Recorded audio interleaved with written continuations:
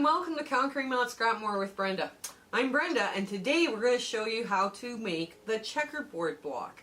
This is a really fun, cool little black and white block that we can put into our scrap quilt. Now, as you can see, I have lots of little 4 patches all ready to go that are all black and white, and they are white on white prints and solid blacks. So basically what I'm going to show you how to do this is by the strip method, and they make really cute, really darling little blocks. So I have 2 strips that are with the fabric.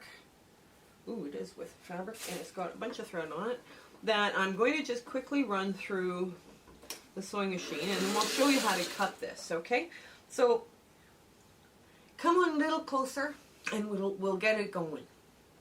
Okay, as you can see, I've got my 2 1.5-inch with the fabric strips, 1 black and 1 white on white print, and I'm just doing this real quick, to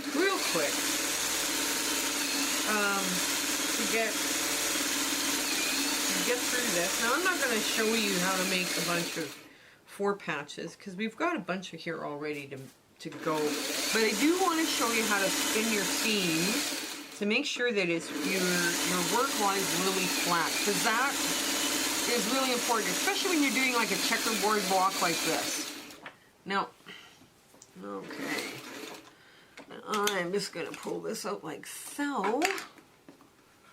Now, when we're at the ironing board, we're going to, because this is black and white, we're going to make sure we press to the dark on this. Now I'm just going to quickly give it a finger press here, and we're not going to pull out the ironing board for this, but you would want to make sure that this seam here lies as flat as it can, and you're pressing to the dark. So that means you're flipping the dark over with your hands, right? Now I just want to show you, okay, when we're cutting this, we're going to cut off the selvage edge, and you just want to line this up like so. Here's your selvage edge, or your selvage gone. And now we're going to try and get a really perfect 1.5-inch section cut, right? And you take your time cutting, right? Because this is where you're going to have little wobbles and everything else. Now this checkerboard, like you could make, I'll just cut 2 more. The checkerboard, you can make, you can add this into a lot of different quilts, especially scrappy ones. I've got a bunch of postage stamp blocks already made that I could turn into very modern looking just by adding black and white checkerboard blocks in every once in a while. So this is what I'm going to do with this. I'm going to take this and I'm going to spin it like this. So I'm sewing black to white, and what's happening is that's the way my seams are being laid together, right? So I'm going to run the black through my, just like this. Black goes in first. It doesn't matter really how you do them, right? As long as you do all of them the same, because then they will nest together. All of them will nest together. So I've got these 2 here. 3 here. Now I'm going to take this, okay, and I'm going to just magically pop that seam open, just like that, just by folding the seams differently, and then folding it open, and then I finger press along the seam on the front and the back, and I end up with a cute little 4 patch, right? So let's see what we've got here. We've got dozens of these things. And I'm going to show you, all right, what we do next. So we're going to lay these out so that we're going to sew our 4 patches together, all right?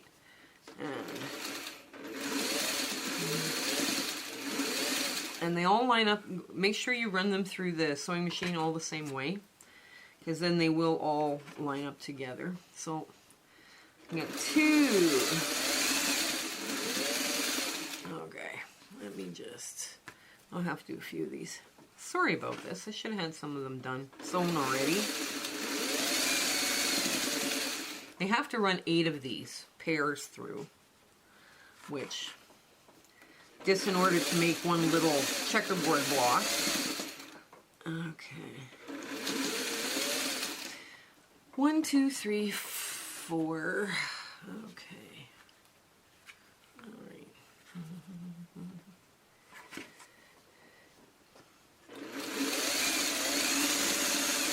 5.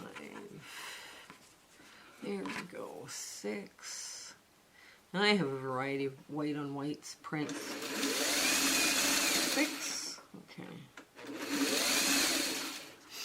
Well, how is your day going here today? I have had a lot of sew dates this week, virtual sew dates, of course, because hopefully this pandemic will be over soon. Oh no, I lost count how many I have. Oh no! Okay, we'll just get this one off. Okay, 1, 2, 3, 4, 5, 6, 7, and 8. Okay, that's all we need. And I'm going to spin this one open here. That's the one I just finished popping it open and then finger pressing it. Finger pressing is very quick. You just sit there and you're chatting with your friends and you get it done.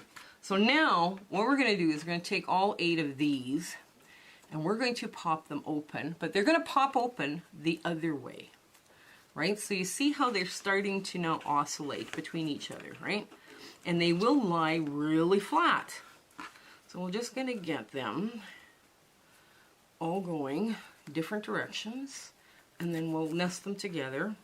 They will nest together beautifully. And you end up with little 4x4s. Or 16 patches, I guess is what they're called.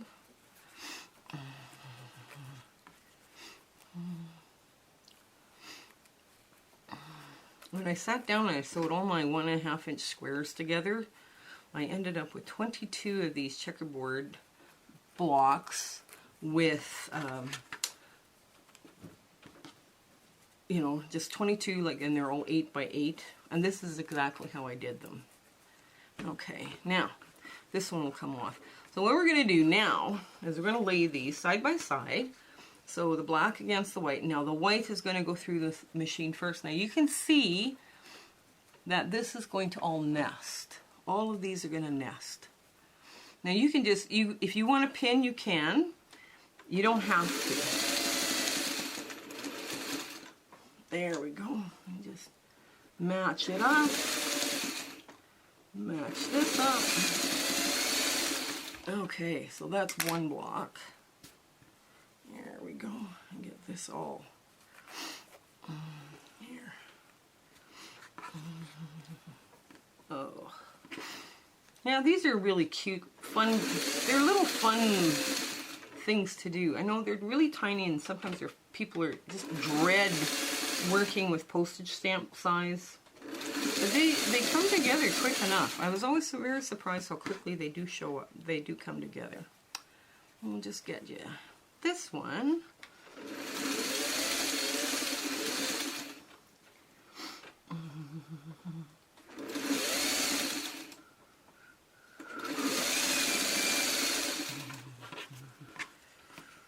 Okay, and the last one.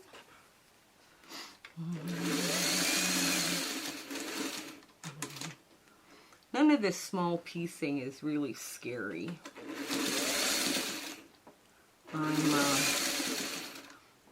I'm more concerned when I'm doing really tiny applique, where I have to do like needle turn applique or something. I get more concerned about stuff like that.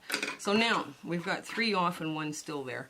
We're going to take these and whichever way they go, we're just going to pop them, right? Whichever way they go. And now we're going to lay them out.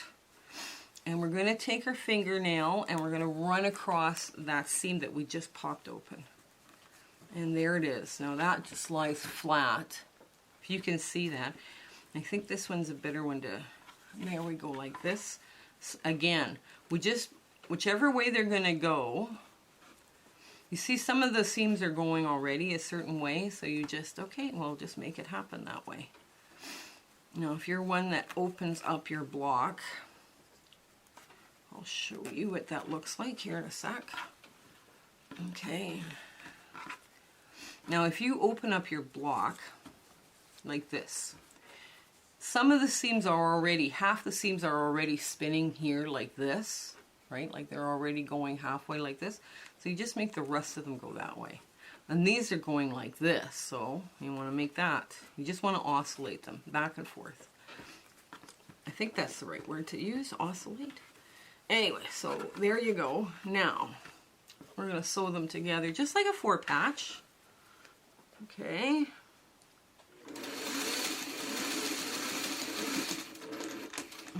There we go. I'm going to get that off of here. And just quickly spin that open.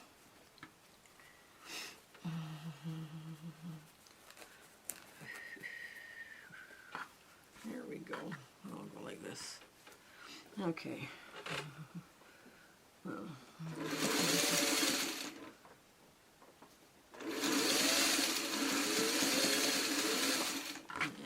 this goes like that.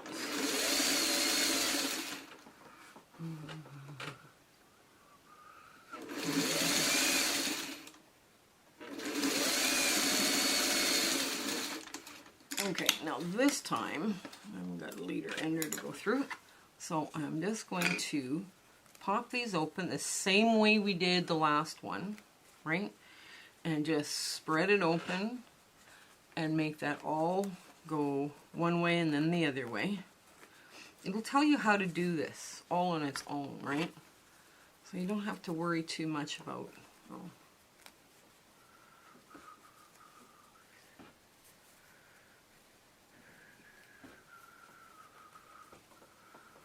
Uh-oh, I sewed it wrong. That's why it's not working. Okay, now this happens to everybody, and you just want to pick open that part of the seam that's been sewn incorrectly, because the rest of it's been sewn right. Okay, so now this has got to be resewn. Okay, so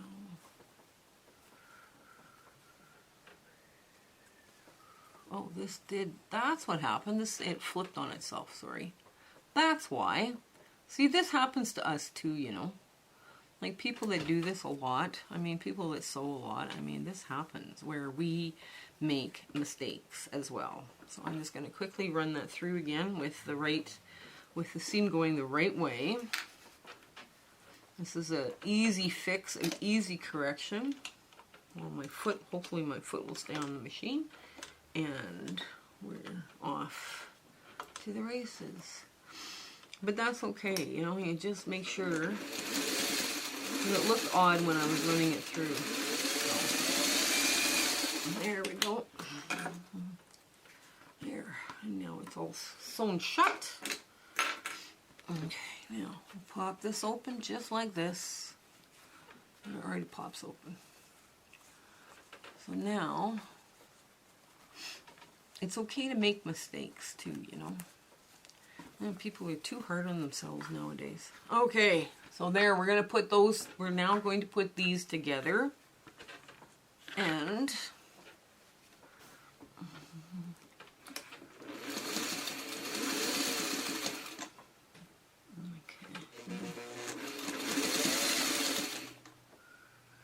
and just match your seams with your fingers. You can feel what's there.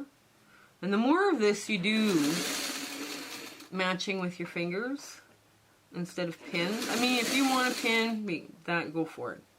But the more of this that you do, the more of this you're able to do. And it's easier for you to do this. There we go. Okay. Get that all off. And now I have a very long seam just to oscillate like this. And you can tell which way they're going to go. And just pull them apart. some of them pull apart easy, others do not. So this is the back of that block. And you can see how they alternate going from one direction to the next. And all I did was put all of them together in 4-patch, and then a 4x2, and then 4x4, and then 8x8. Now I'm going to flip this over so you can see how flat it's going to lie, just like that.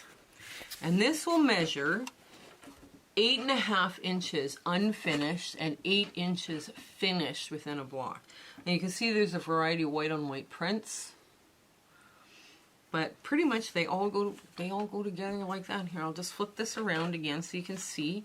That's, and you've watched me do this, you know I haven't ironed anything yet, and it's lying really flat already. So when this block comes under an iron and a clapper, a wooden clapper, right, it's going to lie absolutely perfectly flat.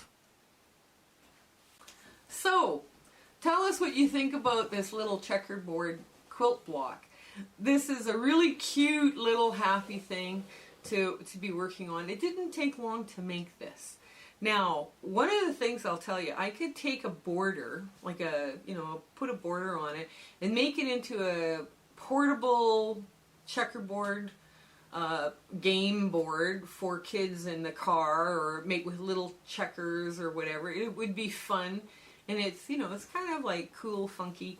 Now I'm going to be doing this afternoon, making a bunch more of these, but I wanted to show you some of the other checkerboard blocks, or the postage stamp blocks, because basically they're the same, except for this one's a different color. But we made lots of these just from what was hanging out in our stash. Now I could put these together. I have 22 of these, right, from what 1.5-inch squares that were hanging about in my stash. I made 22 quilt blocks, so that's pretty good size block. They're 8.5 finished, 8 inches finished square in a quilt. So, and they are exactly the same size, and just from a quick check from the back, they even oscillate the same way. So I could sew them together without having issues with their seams, right? So we'll see we'll see where this leads us. So let us know what you think in the comments below. Let us know if you want more of these type of videos where we just play with a block, and I'll show you how to do it to get it really flat. It's been so much fun hanging out with you today. I hope you have a fabulous week ahead, and take care. Bye.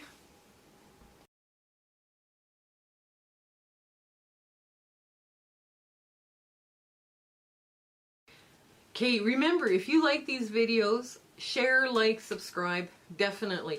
We've got, we're planning on 2 case studies, or a minimum of 2 case studies, and 2 different stitch-alongs, mystery quilts kind of thing going on. We're wondering if you guys like coming to things like marathon, the stitch marathons and that too. So please comment and let us know what kind of things you're interested in seeing on this channel, or channels that I'm associated with. We would love to hear your input, and we would love to hear from your friends as well. So take care and have a fabulous week ahead. Okay, bye!